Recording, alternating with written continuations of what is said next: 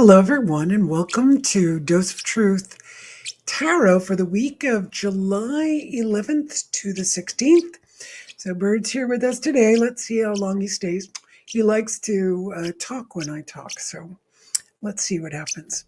Will you be able to listen? Oh, no, as soon as the tension's taken off him, he needs to run away and start screaming and telling me, "What are you doing?" There we go. He's trying to get my attention. Come on, Bert. Come here. There we go. So Bert and I were working out pulling the tarot cards. He likes to hang out with me when I do that. So this week, the question is, what opportunities are in store for us?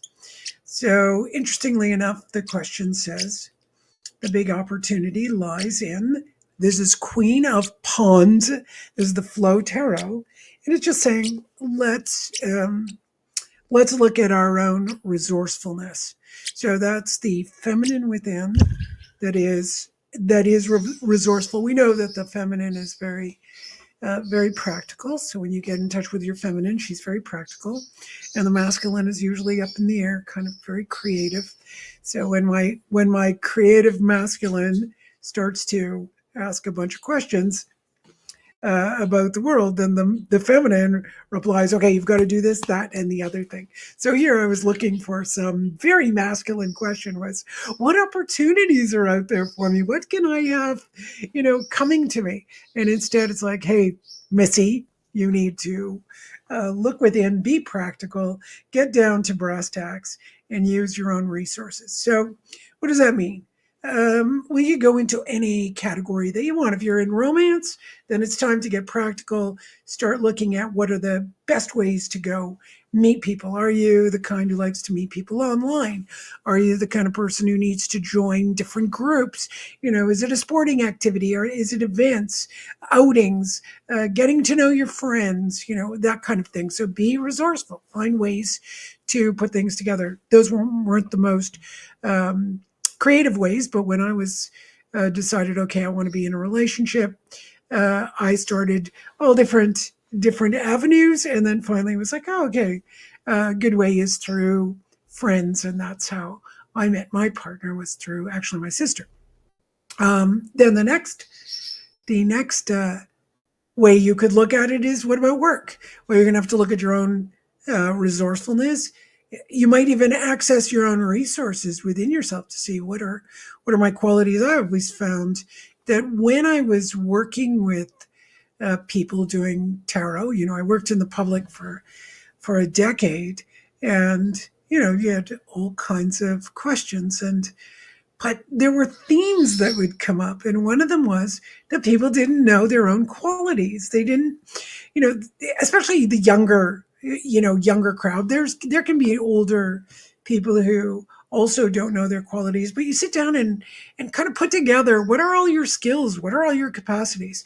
And when one of the exercises I would have someone do is, what did you like to do when you were a kid? And I didn't mean generally like, oh, I liked mechanical things, or I liked dolls. It's like, what did you do with your dolls?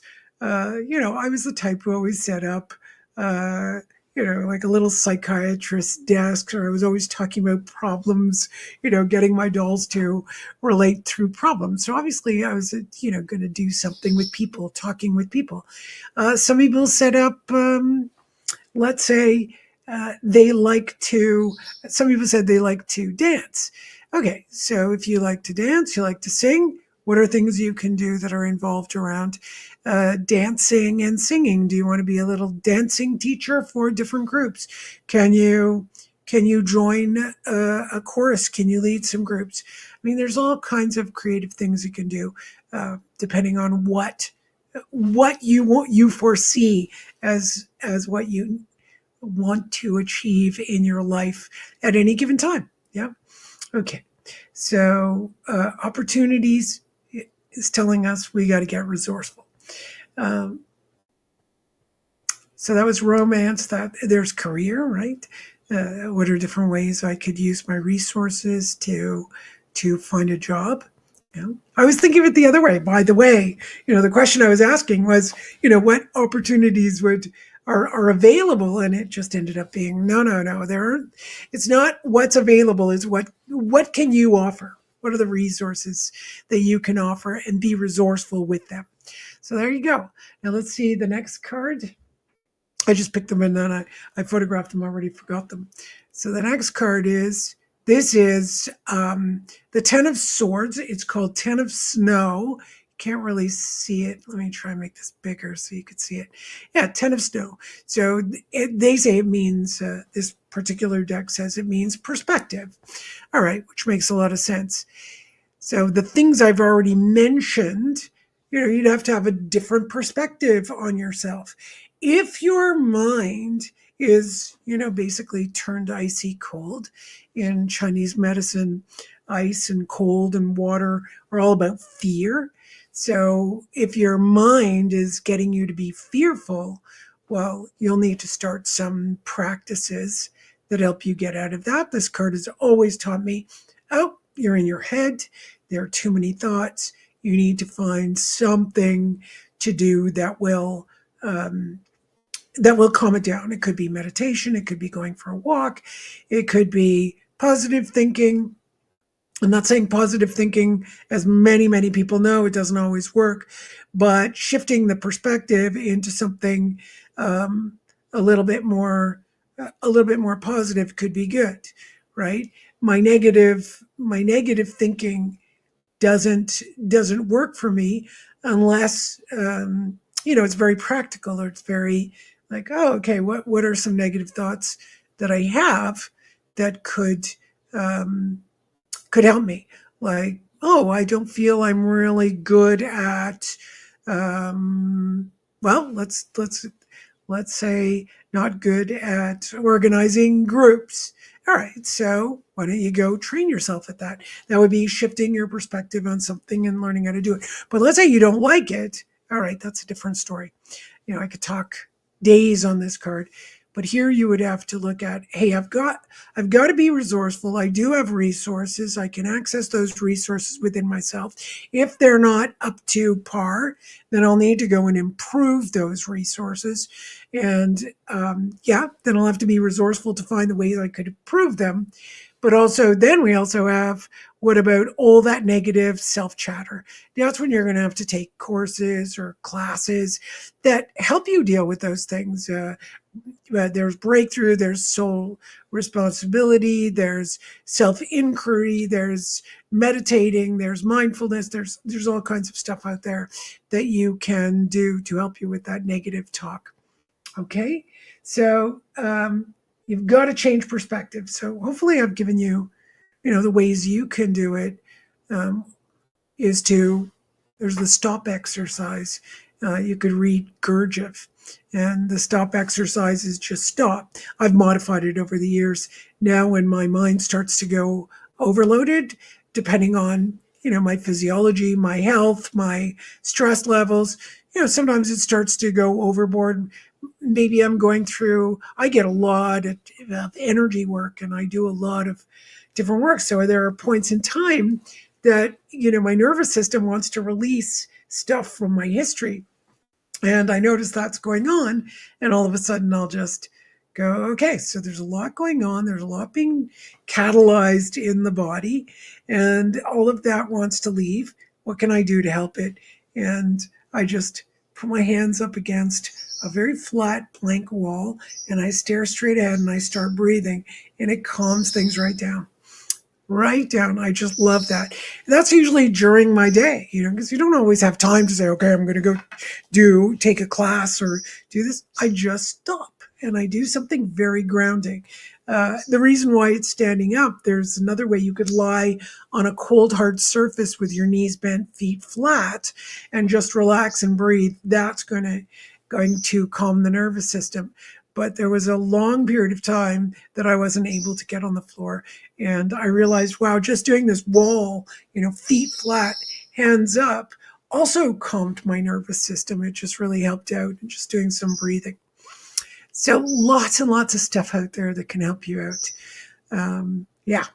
Okay, so the next card, this is got to shift your perspective on all the stressors, especially when it comes to your mind. Um, you know, I used to, I think, disappoint people when they came to my classes. I did all kinds of different classes, and I would ultimately say, "Oh, um, really, it's all about calming the mind. It's all about learning to think properly, not going into your thoughts, whatever it is you're going to do, whether you're going to manifest, whether you're going to pray for something, whether you're going to heal yourself, whatever you're going to do, it's all about just being very grounded, very practical, and the mind needs to get out of the way. That's the simplest way to describe it. And they don't be so disappointed because it's like, really, that's where we have to go. And then it would get very exciting. Once you realize it's, oh, I need to calm that mind. I need to, uh, you know, find the resources so that I am not following my thoughts around, or my thoughts aren't guiding me by the nose, right? I don't know if you ever experienced that, but my to-do list can do that to me sometimes. I have a to-do list, and it's dragging me, and as soon as I notice it's dragging me, I go, whoa, stop. I don't need my to-do list to drag me around. I'm the one living this life, and it's short. It's not very long. Believe me, as you get into your 60s, you start realizing, oh my, you know, uh, that life is super super short. It's the next phase of life could be really grand, but what if it's not? What if there are health issues? What if things slow down? What if things aren't so easy? Wow, it's really short. There's when you're middle life, let's say you're at 40 and it's halfway to 80, because I think 78 is the average for women. It went down this year, or the last couple of years, right? And 75 or 76 is for men. So, middle age for sure is around 40. Well, earlier than 40, but let's push it to 40. And, you get to 60, it's like, whoa, I'm 20 years into, that there's 20 years possibly left. Okay, I could be lucky and have 40, but it might not be the same kind of years as we were when we were young. So we need to shift that perspective, understand that life is short. I should not be led by my to-do list. Really not. No. Maybe there's a period of time where you do, you're young, you put your life together, you set it up, and you have a really nice life. But if this goes on and on and on, we get stressed, our health suffers, we don't operate as well. And by the way, this isn't 100% of people. There's some people who are high functioning, incredibly high functioning, right? They can do, go on and on and on and live, forever. Well, it's possible. But I've seen people who are do, never have health problems, they are never sick, and then they die at 50. So yeah, there's all kinds of possibilities. Yeah, it got a little depressing on this, but the Ten of Swords, it, it's a difficult card. Period. It's called ruin traditionally, and when you ruin the mind, when you finally totally let go of the mind, then usually when you see well, in the Crowley deck, the Ten of Swords comes up, it ruins, and there's a heart in the middle, so it reveals the heart, right? So that's beautiful. But the thing is to ruin the mind. The Tower is also that kind of card, right? So the Ten of Snow in this case, is indicating, well, we've got a lot of these swords, or this mind stuff in this darkness, and we do have to get through that and shift the perspective, bring the light in, which there is some light in this card, as you can see, right? There's some light shining on those icicles, right? Which is rather wonderful. But what are we illuminating, right? We don't want to be illuminating. Okay, really sorry about that, but we lost our little video here, so I need to share again and get this up here. Let's see.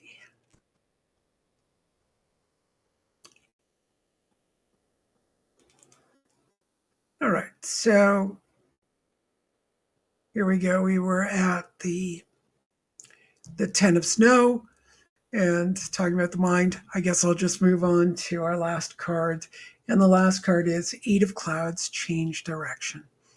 So the clouds represent, they're supposed to represent emotion in this deck. And if you think about what we've already talked about, we've got this resourcefulness that we can come to the table with in the feminine. And remember, the feminine is not action. It needs to finally move into our masculine to take action. So when it's referring to this feminine resourcefulness, it's something within that the second card told us, oh, we've got a lot of head stuff that is really clouding us. And then but could be stopping us, could be reducing our opportunities. Let's not forget the question. The question is, what opportunities are there for me? Well, I need to access this resourcefulness, make sure that I'm not having all this negative self-chatter so that I can then, change my direction. Right? I'm able to get out of it. And traditionally, this card, Eight of Cups, is indolence. So, if we bring those two energies together, this one says we change direction, but traditionally, indolence would also relate to the possibility that, if I'm not accessing my resourcefulness for the opportunities that I need in life, or I would like in life, or I want to have in life, then my mind comes in, it's in the way. I'm not able to access all of that. And I become, lethargic. I'm unable to deal with things and so on and so forth. And this one gives us a positive view of if we change direction, even just think of changing perspective and then changing direction, even where we're looking, we will see those opportunities. And sometimes it could be looking within, right? So don't forget that too. All right. So I'm going to see how this kind of video works out. It was a little difficult to work with this because it kept cutting out. And yeah, we'll see. I hope you enjoy it. I'll see if I can work with it this way in the future as well. I kind of like it, but it did distract me from giving the entire reading. But we shall see. Thank you. Bye.